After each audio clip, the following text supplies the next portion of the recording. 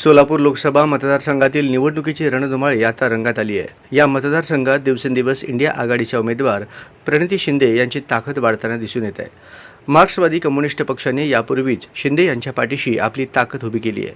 आता भारतीय कम्युनिस्ट पक्षाने देखील आपला पाठिंबा जाहीर केला आहे। देशातील धर्मांध शक्तीला पराभूत करण्यासाठी माकपने इंडिया आघाडीच्या उमेदवार प्रणिती शिंदे यांना पाठिंबा देऊन मतदान करण्याची भूमिका शनिवारी स्पष्ट केली।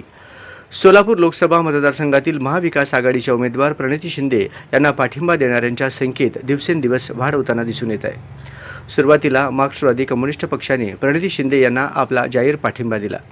त्यानंतर संविधान बचावाच्या या लढ्याचा आपण उमेदवार देणार नसल्याचे एमआयएमकडून स्पष्ट करण्यात आले।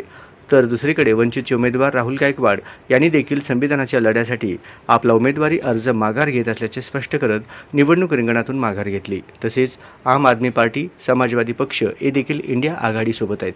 त्यामुळे प्रणिती शिंदे यांचे बळ अधिक वाढले आहे। दरम्यान शनिवारी भारतीय कम्युनिस्ट पक्षाने देखील शनिवारी माजी केंद्रीय गृहमंत्री सुशीलकुमार शिंदे यांच्या उपस्थितीत सोलापूर काँग्रेस कमिटीसोबत चर्चा करून इंडिया आघाडीच्या उमेदवार प्रणिती शिंदे यांना आपला पाठिंबा जाहीर केला आहे। यावेळी भाकप कार्यकारिणी सदस्य तानाजी ठोंबरे, जिल्हा सेक्रेटरी डॉक्टर प्रवीण मस्तूद, शहर सेक्रेटरी अंबादास तडकापल्ली, डॉक्टर मधुकर मडूर, काँग्रेसचे शहराध्यक्ष चेतन नरोटे, आयटकचे अनिरुद्ध नकाते, जिल्हा काउन्सिल सदस्य नरसया कंदुल, तिरुपती परकीपंडला, शेखर बिनगुंडी, श्रीनिवास वेड्डेपल्ली, सोमनाथ आडम, विक्रम तडकापल्ली आदी पदाधिकारी आणि कार्यकर्ते उपस्थित होते।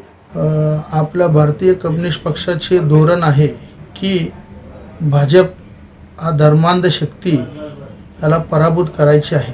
कारण देशात पंतप्रधानांनी 44 कायदामध्ये 40 कायदा कामगारांचे रद्द केलेला आहे, खाजगीकरण केलेलं आहे। धर्मामध्ये तेढ निर्माण करून हे लोक राज्य करत आहे। त्या धर्मांध शक्तीला पराभूत करण्यासाठी प्रणिती शिंदे ताईंना आम्ही मतदान करणार आहे, विजयी करून त्याला दिल्लीला पाठवणार आहे।